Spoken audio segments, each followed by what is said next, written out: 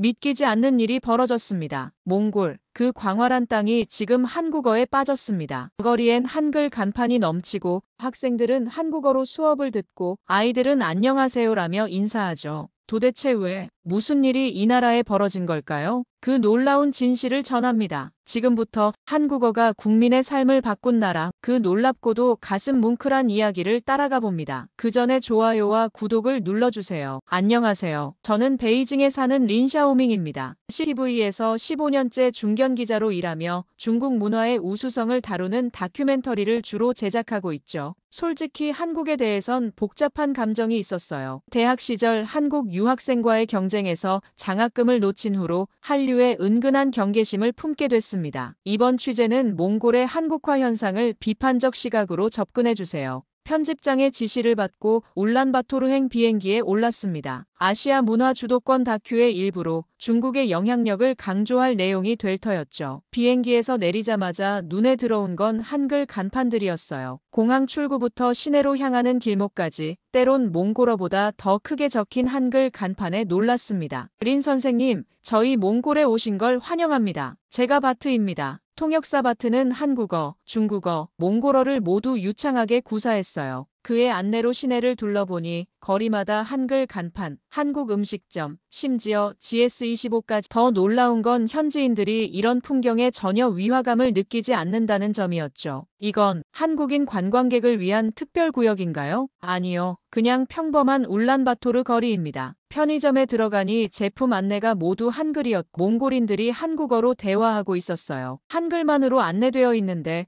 불편하지 않나요? 왜요? 다들 한국어 기본은 알고 있는데요. 모르면 배우면 되잖아요. 식당에서는 초등학생들이 대화에 한국어를 자연스럽게 섞어 쓰고 있었습니다. 아이들도 한국어를 저렇게 잘하나요? 요즘은 한국어 못하면 학교에서 놀림받기도 해요. 한국 드라마나 케이팝을 이해 못하면 대화에서 소외되니까요. 원래 중국 문화권에 침투하는 한류라는 비판적 관점으로 접근하려 했지만 현실은 예상을 뛰어넘었어요. 이건 단순한 문화 유행이 아닌 사회 전반에 자리 잡은 현상이었습니다. 첫날부터 제 시각은 흔들리기 시작했어요. 이것은 문화 침투가 아닌 현지인들의 자발적인 선택처럼 보였기 때문입니다. 다음 날 몽골 국립대학교를 찾았습니다. 한국어학과 운영 실태를 취재하기 위해서였죠. 캠퍼스에 가자 놀라운 광경이 펼쳐졌어요. 강의동 게시판은 한국어 특강 포스터로 가득했고 복도에선 학생들이 한국어로 대화하고 있었습니다. 여기가 한국어학과인가요? 아니요, 일반 강의동입니다. 한국어학과는 저쪽 건물에 있어요. 바트의 대답에 혼란스러웠어요. 왜 일반 강의동에 한국어가 이렇게 많이 사용되는 걸까요? 수강 신청 현황판을 보니 한국어 관련 강좌에 학생들이 몰려 있었습니다. 경영학과, 국제관계학과, 심지어 공학과 학생들까지 한국어 강좌를 신청했더군요. 왜 이렇게 많은 학생들이 한국어를 배우나요? 취업이죠. 한국 기업에 취직하거나 한국과 거래하는 회사에서 일하려면 한국어는 필수예요. 몽골 기업도 한국어 가능자를 우대하고요. 강의실을 들여다보니 교수가 완전히 한국어로 수업을 진행하고 있었어요. 저조차 이해 못하는 한국어 문장을 몽골 학생들이 자연스럽게 받아 적는 모습에 놀라웠습니다. 한 나라의 미래가 한국어 실력으로 결정된다니. 맞아요. 한국어를 할 줄 알면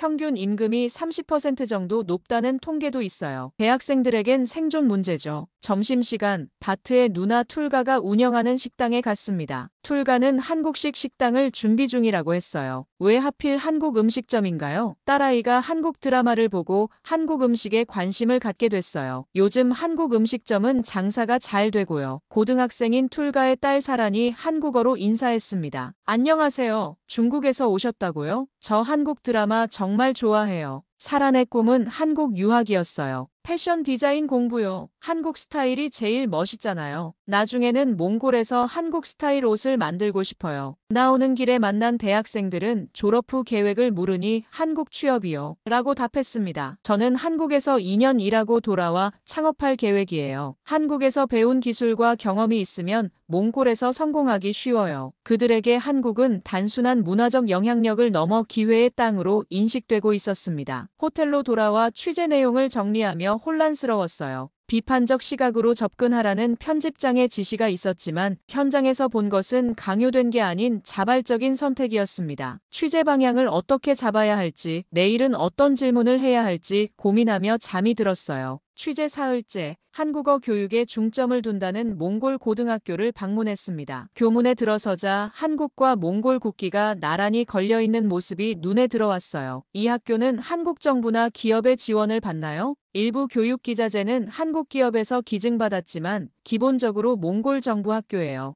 다만 교육 과정에 한국어와 한국 문화가 강화되어 있죠. 첫 시간은 아침 자습이었는데 학생들이 모두 한국 드라마를 보고 있었습니다. 놀라서 교사에게 물었어요. 이게 정규 수업인가요? 네, 문화 이해 시간이라고 해서 매일 아침 15분간 한국 드라마나 예능을 봅니다. 언어는 문화와 함께 배워야 효과적이니까요. 학생들은 드라마로 한국어 억양과 일상 표현을 익히고 이후 정규 수업에서 문법과 어휘를 체계적으로 배운다고 했습니다. 한국 드라마만 보나요? 중국이나 다른 나라 콘텐츠는요? 학생들이 원하는 게 한국 콘텐츠예요. 다른 나라 드라마는 인기가 없었어요. 도서관으로 향했는데 또 다른 충격적인 광경이 기다리고 있었습니다. 책장의 70% 이상이 한국어 책으로 채워져 있었어요. 왜 이렇게 한국어 책이 많은가요? 몽골어 책은요? 학생들이 찾는 책이 이런 책들이에요. 한국어 능력시험 준비서부터 한국 소설, 만화까지. 몽골어 책도 있지만 대출률이 훨씬 낮아요.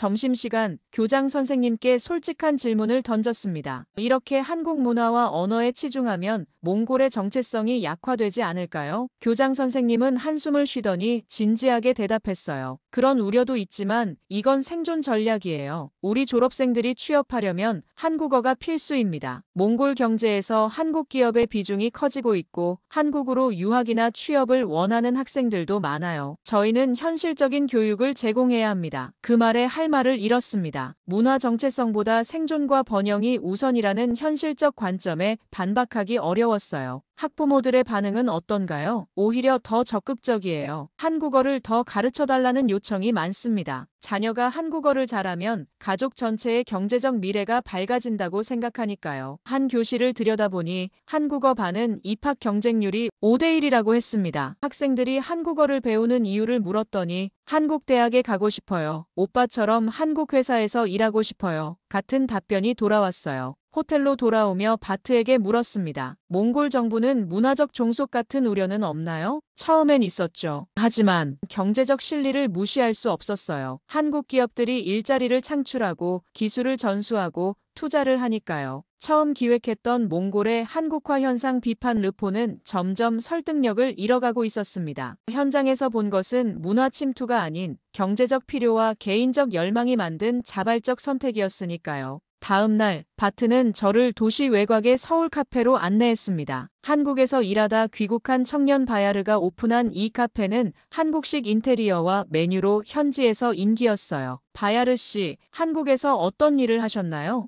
바야르는 커피를 내리며 이야기를 시작했습니다. 처음엔 공장에서 일했어요. 한국어를 제대로 못해서 의사소통이 어려웠죠. 그때 임금도 많이 깠어요. 한국어 못하면 좋은 일자리 구하기 힘들거든요. 그는 퇴근 후 한국어 학원에 다니며 열심히 공부했고 1년 후 한국어 실력이 향상되자 카페 아르바이트로 옮겼다고 했습니다. 한국어를 배우고 나서 삶이 어떻게 달라졌나요? 완전히 달라졌어요. 더 나은 직장으로 옮길 수 있었고 한국인 친구들도 생겼어요. 무엇보다 인간 취급을 받았죠. 그 말에 가슴이 먹먹해졌습니다. 인간 취급이라는 표현이 너무 직설적이었거든요. 한국어가 없었다면 지금의 저도 없었을 거예요. 이 카페 차릴 돈도 모을 수 없었고 기술도 배우지 못했을 테니까요. 한국에서의 경험은 제 인생 역전이었어요. 바야르의 부모님이 카페에 들르셨는데 자랑스러운 표정으로 아들의 가게를 둘러보셨어요. 우리 아들이 서울에서 보낸 시간 덕분에 이런 멋진 가게를 차렸어요. 몽골에선 이런 기회가 없었을 거예요. 점심시간이 되자 카페는 젊은 손님들로 북적였습니다. 대부분 바야르와 한국어로 대화했고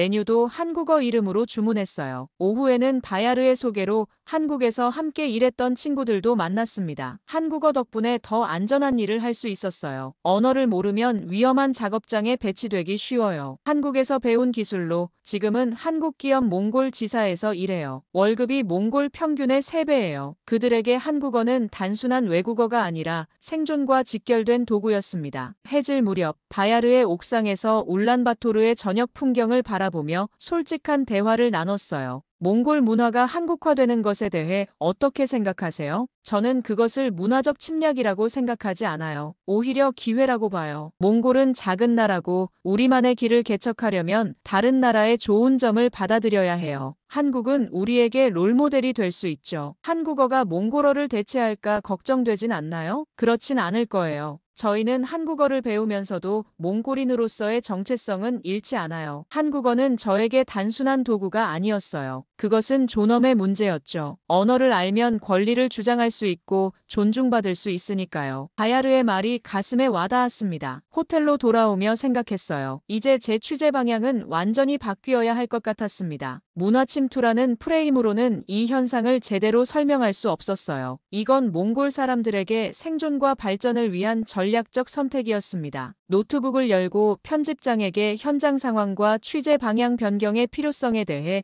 이메일을 보냈어요. 그의 반응이 걱정되긴 했지만 기자로서 진실을 전달하는 것이 제 의무라고 생각했습니다. 취재 5째 날 뜻밖의 제안을 받았습니다. 바트의 한국어 교사가 서울에서 몽골인 교육센터를 운영 중인데 방문 일정이 있다는 거예요. 린 선생님, 몽골에서 본 것만으론 전체 그림을 이해하기 어려울 거예요. 한국에서 몽골인들의 삶을 직접 보면 좋을 것 같아요. 망설임 없이 동의했습니다. 편집장에게 일정 변경을 알리고 다음날 바트와 함께 서울행 비행기에 올랐죠. 인천공항에 도착하자마자 한국의 발전된 모습에 놀랐습니다. 10년 전 방문했을 때와는 완전히 달라져 있었어요. 한국이 이렇게 발전한 이유가 뭘까요? 문화와 기술의 융합이 아닐까요? 한국은 자기 문화를 지키면서도 세계 트렌드를 잘 받아들였어요. 서울 도심에서 가장 먼저 찾은 곳은 튜거 선생님의 한국어 교육센터였습니다. 작은 상담 부스에는 60대로 보이는 한국인 여성이 외국인 학생들에게 교재를 나눠주고 있었습니다. 조심스레 다가가 말을 걸었습니다. 안녕하세요. 혹시 이곳에서 자원봉사를 하시는 건가요? 네, 저는 은퇴한 국어교사예요. 이곳에서는 1년째 자원봉사로 몽골 분들께 한국어를 가르치고 있어요. 왜 이 일을 시작하게 되셨어요? 그녀는 미소를 지으며 교재 한 권을 매만졌습니다. 처음엔 그저 도움이 되고 싶어서였어요. 그런데 점점 느끼게 됐죠. 이분들은 단순히 언어를 배우는 게 아니라 삶을 새로 시작하려는 거라는 걸요. 그녀는 잠시 교실 안을 바라보았습니다. 칠판 앞에서 열심히 한국어 발음을 따라하는 몽골 청년들의 모습이 눈에 들어왔습니다. 요즘은 이 시간이 제 하루 중 가장 행복해요. 우리가 당연하게 여겼던 말과 문화를 누군가가 간절히 배우고 있다는 게 참 고맙기도 하고 책임감도 느껴져요. 교실에는 다양한 연령대의 몽골인들이 진지한 표정으로 한국어를 배우고 있었어요. 수업이 끝난 후 몇몇 학생들과 대화를 나눴습니다. 40대 남성이 말했어요. 건설 현장에서 일하는데 한국어를 알게 되면서 팀장으로 승진했어요. 더 안전한 일을 맡게 되었고 무엇보다 한국인 동료들과 인간적인 관계가 형성됐죠. 20대 여성은 이렇게 말했습니다. 공장에서 일할 때 한국어를 몰라 너무 힘들었어요. 지시를 이해 못해 실수하면 심한 질책을 받았죠. 이제는 더 나은 직장으로 옮기고 싶어요. 다음 날 몽골인들이 많이 일하는 공장을 방문했어요. 놀랍게도 모든 안내문이 한국어와 몽골어로 병기되어 있었습니다. 공장 관리자가 설명했어요. 몽골 직원들을 위해 한국어 마이너스 몽골어 병기 시스템을 도입했어요. 그 결과 작업 효율성이 높아지고 사고율도 줄었습니다. 저녁에는 몽골 출신 유학생들 한 학생이 말했어요. 졸업 후 몽골로 돌아가 IT 스타트업을 창업할 계획이에요. 한국에서 배운 기술과 경영 노하우를 몽골에 도입하고 싶어요. 다른 학생은 한국 기업 몽골 지사에 취직하고 싶어요. 양국 문화를 모두 이해하는 인재가 필요하다고 들었거든요 라고 했습니다. 한국의 거리를 걸으며 바트와 대화를 나눴어요. 한국이 발전한 비결이 뭐라고 생각해요? 교육과 문화의 힘이죠. 한국은 정체성을 지키면서도 세계로 나아갔어요. 이틀간의 짧은 방문이었지만 제 시각은 완전히 바뀌었습니다. 문화 침투라는 비판적 관점에서 시작했지만 이제는 교류가 가져오는 긍정적 변화와 가능 가능성을 보게 됐어요. 울란바토르로 돌아가는 비행기에서 취재 내용을 정리하며 확신이 들었습니다. 제가 전달할 이야기는 위험한 문화 침투가 아닌 상호 발전을 위한 문화 교류였습니다. 그 중심에는 언어가 있었고 한국어는 몽골 사람들에게 새로운 기회와 존엄을 제공하는 달이었습니다. 울란바토르로 돌아온 후 다큐멘터리 초안 작성에 들어갔습니다. 처음 계획했던 몽골의 한국화 현상 비판이라는 주제는 이제 무의미해 보였어요. 대신 문화적 교류를 통한 상생과 발전이라는 새로운 방향으로 구성했습니다. 린 기자님, 편집장님께서 진행 상황을 물으셨어요. 바트의 말에 긴장이 됐습니다. 원래 의도와 다른 방향으로 르포를 작성하고 있다는 사실을 편집장이 어떻게 받아들일지 걱정됐거든요. 이대로 진행해야겠어. 진실을 전달하는 게 기자의 의무니까. 다큐멘터리의 첫 부분은 몽골 거리의 한글 간판들을 보여주되 비판적 시각보다는 현상학적 접근으로 구성했어요. 내레이션에 이런 문장을 넣었습니다. 처음에는 이 현상을 문화적 침투로 보았지만 현실을 직접 목격하니 이해할 수밖에 없었다. 이것은 강요된 변화가 아니라 더 나은 삶을 위한 자발적 선택이었다. 편집 작업 중 바트에게서 연락이 왔어요. 린 기자님, 제 딸 사란이 만든 영상이 있는데 한번 봐주시겠어요? 바트의 조카 사란이 만든 한국과 몽골 두 문화의 만남 영상이었습니다. 15살 소녀의 시각에서 본 두 문화의 융합이 신선했고 몽골 전통 음식에 한국 요리법을 접목한 레시피도 포함되어 있었어요. 이런 콘텐츠를 다큐에 포함시켜도 될까요? 물론이죠. 사란이 정말 좋아할 거예요. 다음 날 바트의 누나 툴가가 운영하는 식당에서 몽골 마이너스 한국 퓨전 메뉴를 맛봤습니다. 이건 몽골 전통 고기 요리에 한국식 양념을 가미한 거예요. 몽골의 육즙 가득한 맛과 한국의 깊은 양념 맛이 어우러진 새로운 맛이었어요. 그런데 놀랍게도 사란의 영상이 중국 SNS에서 인기를 끌고 있다는 소식이 들려왔습니다. 특히 몽골 마이너스 퓨전 요리 부분이 중국 젊은이들 사이에서 큰 관심을 받았대요. 이 소식은 제게 또 다른 깨달음을 주었습니다. 문화 교류는 일방적인 게 아니라 다방향으로 이루어진다는 사실이었죠. 취재 마지막 날 몽골 문화부 관계자는 이렇게 말했습니다. 처음에는 한국 문화 유입에 우려가 있었지만 지금은 오히려 기회로 활용하려고 해요. 몽골 전통 문화를 현대적으로 재해석하는데 한국의 문화 산업 모델을 참고하고 있죠. 다큐멘터리 마무리 작업에 이런 문장을 추가했어요. 문화는 침투하는 것이 아니라 교류하는 것이다. 그리고 그 교류 속에서 모두가 성장한다. 한국어는 몽골 사람들에게 단순한 외국어가 아니라 새로운 가능성의 문이었다. 베이징으로 돌아가기 전날 밤 바트의 가족들이 마련한 송별 모임에서 사란이 제게 다가왔습니다. 린 아저씨, 저도 나중에 다큐멘터리 만들고 싶어요. 한국, 몽골, 중국 세 나라의 문화를 모두 소개하는 그런 거요. 사란의 꿈에 미소 지으며 베이징 귀환 준비를 마쳤습니다. 이제 편집장을 설득해야 하는 과제가 남았지만 진실을 전달하는 것이 기자로서의 의무라고 생각했어요. 그리고 그 진실은 문화적 침투가 아닌 문화적 교류를 통한 상생이었습니다. 베이징으로 돌아와 편집장에게 다큐멘터리 초안을 제출했습니다. 예상대로 그의 반응은 냉담했어요. 린 기자, 이건 계획과 완전히 다르군요. 몽골의 한국화 현상을 비판적으로 다루기로 했잖아요. 편집장님, 현장에서 본 현실은 달랐습니다. 이건 문화 침투가 아니라 경제적 필요와 개인적 열망이 만든 자발적 선택이었어요. 그 진실을 전달하는 게 우리의 의무 아닐까요? 긴 설득 끝에 편집장은 마지못해 동의했지만 중국 문화의 영향력도 언급하고 균형을 맞추라는 지시를 내렸습니다. 한 달 후 국경을 넘는 문화 몽골과 한국의 만남이 CCTV에서 방영되었어요. 시청자 반응은 양분되었습니다. 일부는 한국 문화를 너무 긍정적으로 다뤘다며 비판했지만 많은 이들이 공감했어요. 특히 젊은 세대의 반응이 뜨거웠습니다. 드디어 현실적인 다큐를 볼 수 있어 좋았습니다. 문화 교류는 피할 수 없는 현실이니까요. 한국처럼 되려면 먼저 문화부터 배워야 한다는 생각이 들었어요. 우리도 우리 문화를 세계화할 수 있을까요? 방송 일주일 후 토론 프로그램에 출연했습니다. 생방송에서 저는 솔직한 경험을 나눴어요. 한 토론자가 날카롭게 물었습니다. 중국 문화의 약화를 우려하지 않나요?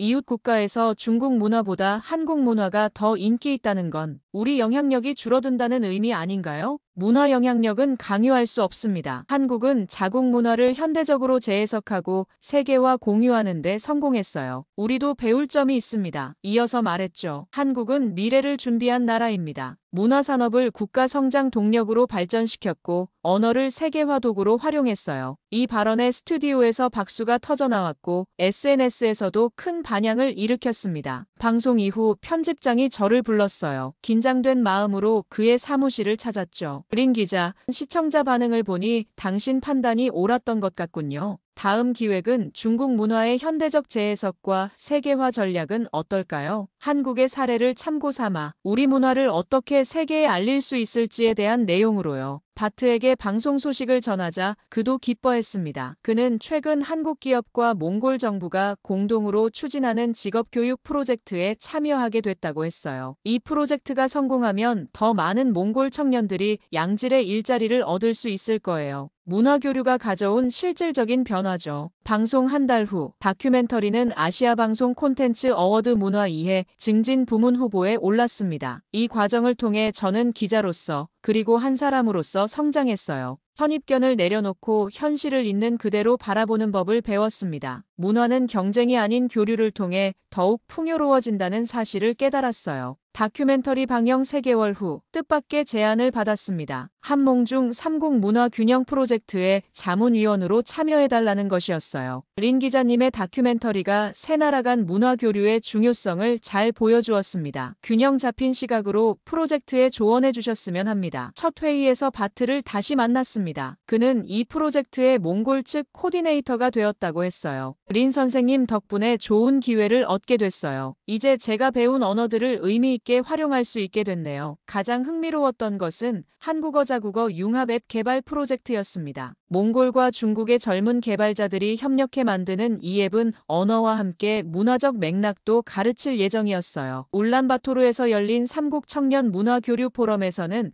한국, 몽골, 중국 청년들이 열띤 토론을 벌였습니다. 몽골 대학생 바트볼드는 이렇게 말했어요. 저는 세 나라 언어를 모두 공부하고 있어요. 각 언어가 담고 있는 문화적 가치와 사고방식이 다르죠. 이 세 가지 관점을 모두 이해할 수 있다는 건 엄청난 강점이에요. 바트의 조카 사란이 개발에 참여한 앱 트라이랭귀지의 베타 버전이 시연되었습니다. 한국어, 몽골어, 중국어를 함께 배울 수 있는 이 앱에는 세 나라 10대들이 직접 만든 콘텐츠가 담겨 있었어요. 베이징으로 돌아와 언어가 있는 세계라는 새로운 다큐멘터리 시리즈를 제안했고 6개월 후 첫 에피소드가 방영되었습니다. 중국 시청자들의 반응은 뜨거웠어요. 이 다큐를 보고 한국어 공부를 시작했습니다. 단순히 취업을 위해서가 아니라 다른 문화를 이해하는 창문이 될 것 같아서요. 1년 후 몽골을 다시 찾았을 때 울란바토르의 거리에는 한글, 몽골어, 중국어가 나란히 적힌 간판들이 늘어나고 있었습니다. 다큐멘터리의 마지막 장면을 촬영하며 내레이션을 녹음했어요. 처음 이곳에 왔을 때 저는 문화 침투를 염려했습니다. 하지만 지금은 알게 됐습니다. 언어는 단순한 도구가 아니라 사람을 연결하는 다리라는 것을. 그리고 정체성은 고정된 것이 아니라 교류를 통해 확장되어 가는 것임을. 베이징으로 돌아오는 비행기에서 지난 2년간의 여정을 되돌아봤습니다. 경계심으로 시작했던 취재가 저에게 얼마나 큰 변화를 가져왔는지 새삼 깨달았어요. 바트의 메시지가 도착했습니다. 린 선생님, 사란이 서울대학교 교환학생으로 선발됐어요. 꿈꿔왔던 일이 현실이 됐네요. 모든 게 선생님 덕분입니다. 그 순간 깨달았습니다. 진정한 변화는 거창한 선언이나 정책에서 오는 것이 아니라 한 사람의 마음이 열리는 데서 시작된다는 것을. 문화의 벽을 넘어 서로를 이해하고자 하는 작은 노력들이 모여 세상을 바꾼다는 것을. 오늘도 저는 새로운 취재를 준비합니다. 이번에는 더 열린 마음으로, 더 넓은 시각으로 세상의 다양한 목소리에 귀 기울이면서요. 거리의 한글 간판에 당혹감을 느꼈던 그 중국 기자는 이제 문화의 다리를 놓는 사람이 되었습니다. 때로는 우리가 가장 경계하던 것이 가장 큰 성장의 기회를 가져다 준다는 진리를 온몸으로 깨달은 것이죠. 우리의 세계는 경계를 통해 나뉘는 것이 아니라 이해와 존중을 통해 하나로 연결됩니다. 그리고 그 연결의 시작은 바로 당신과 내가 서로의 이야기에 귀 기울이는 순간부터입니다. 여러분은 한국어가 누군가의 인생을 바꿀 수 있다고 생각하시나요? 여러분의 생각을 댓글로 남겨주세요. 당신의 이야기가 또 다른 이야기를 바꿀 수도 있습니다.